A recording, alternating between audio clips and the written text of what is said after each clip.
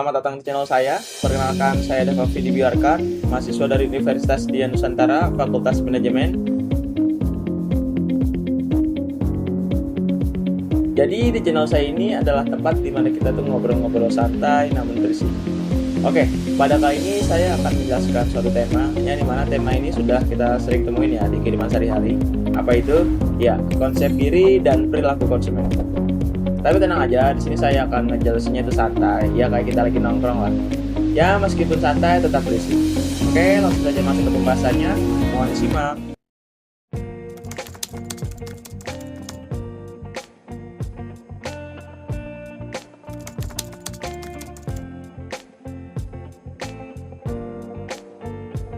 Jadi gini, kepribadian adalah karakter unik yang bikin kamu tuh beda sama teman-teman kamu, bahkan sama saudara kandung kamu sendiri.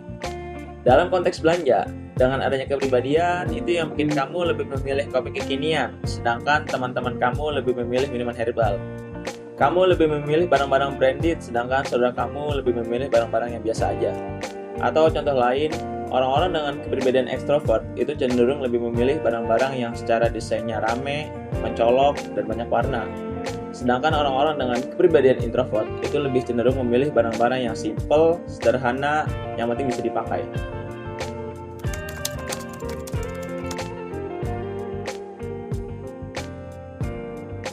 Nah, ada beberapa jenis nih tipe-tipe kepribadian ala konsumen. Di sini ada 4 jenis. Yang pertama itu extrovert versus introvert, yang kedua inovatif, yang ketiga materialistis, dan yang keempat dogmatik. Oke, akan kita bahas satu-satu ya. Yang pertama, extrovert versus introvert. Yang sudah saya jelaskan tadi, bahwa orang-orang dengan kepribadian extrovert itu cenderung lebih memilih barang-barang yang secara desainnya rame, mencolok, dan warnanya banyak. Sedangkan orang-orang dengan kepribadian introvert itu lebih cenderung memilih barang-barang yang simple, sederhana, yang penting bisa digunakan. Yang kedua, inovatif. Nah, orang-orang dengan kepribadian inovatif itu adalah orang-orang yang suka mencoba hal-hal baru. Mereka akan sangat tertarik dengan merek atau produk keluaran-keluaran terbaru. Lalu yang ketiga, materialistis. Orang-orang dengan kepribadian materialistis itu sangat menjunjung tinggi status sosialnya. Barang branded wajib punya. Jika mereka memilih barang branded, itu akan menunjukkan status sosialnya yang tinggi. Lalu yang keempat, dogmatik. Nah, orang-orang dengan kepribadian dogmatik adalah orang-orang yang anti perubahan. Jika mereka sudah menggunakan merek dari suatu produk tertentu, dan mereka sudah nyaman menggunakannya, maka sampai kapanpun mereka akan terus menggunakan merek tersebut, tidak berpaling ke merek yang lain.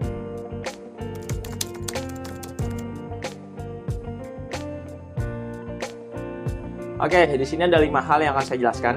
Yang pertama biologis, yang kedua psikologis, yang ketiga sosial, yang keempat budaya dan nilai, dan yang kelima pengalaman hidup. Oke, kita bahas satu-satu ya. Yang pertama biologis. Individu atau kita itu sudah memiliki kecenderungan tertentu sejak lahir. Contohnya kecenderungan bentuk fisik. Maka dari itu kita akan menyesuaikan barang apa yang akan kita beli sesuai dengan bentuk fisik kita. Yang kedua, psikologis. Ini lebih ke kayak pengalaman hidup atau trauma akan hal-hal tertentu. Contohnya, saat kecil kita pernah jatuh dari sepeda. Nah, semenjak saat itu hingga sekarang kita sudah tidak ada lagi tuh niatan buat beli sepeda. Karena kita takut hal tersebut akan terjadi pada diri kita kembali. Nah, yang ketiga, sosial.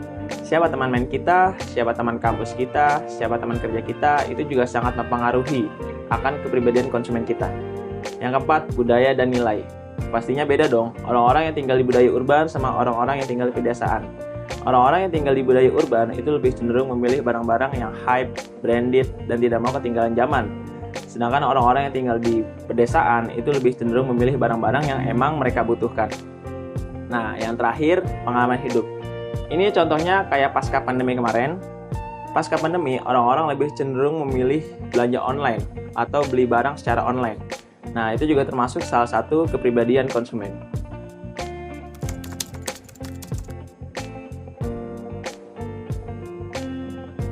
Setiap orang mempunyai gaya hidupnya masing-masing.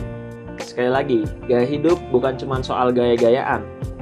Basically, gaya hidup adalah cara gimana orang ngejalanin hidupnya, mulai dari aktivitas, minat, sampai opini.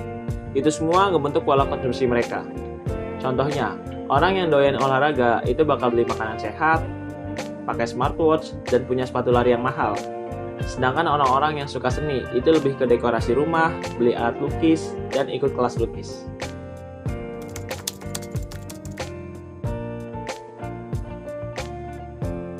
Nah, ada 5 faktor nih yang mempengaruhi gaya hidup kita. Apa aja itu? Oke, yang pertama demografis, yang kedua psikologis, yang ketiga sosial, yang keempat budaya, dan yang kelima teknologi. Oke, kita bahas satu-satu ya. Yang pertama demografis. Demografis yang dimaksud di sini adalah gender, umur, dan penghasilan. Ya, contoh simpelnya, bocil beda lah ya gaya hidupnya sama sultan.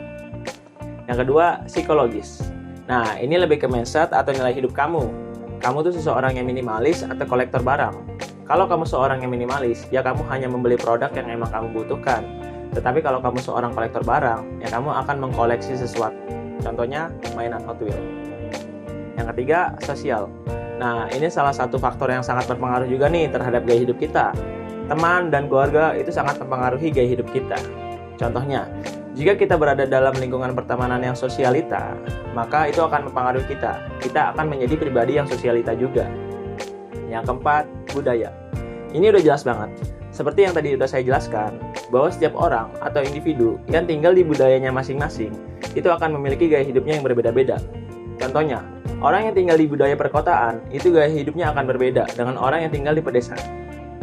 Yang kelima, teknologi. Dunia makin digital, ini sangat mempengaruhi kita dan menuntut kita untuk menjadi manusia yang serba online.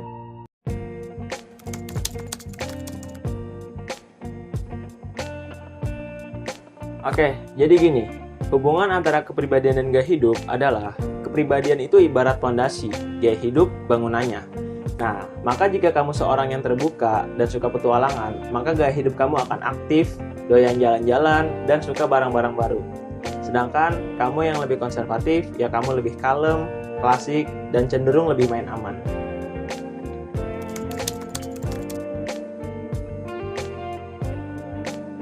Semua balik lagi ke konsep diri. Kalau kamu orangnya positif, di situ kamu akan lebih yakin sama pilihan kamu sendiri. Dan kamu nggak gampang ke bawah arus. Tapi kalau kamu orangnya masih butuh pengakuan dari orang lain, nah di situ kamu akan cenderung lebih konsumtif dan kamu lebih memilih barang branded untuk kelihatan keren. Dan sayangnya, kamu juga gampang dipengaruhi oleh iklan. Nah, itu dia pembahasan kita soal konsep diri dan perilaku konsumen.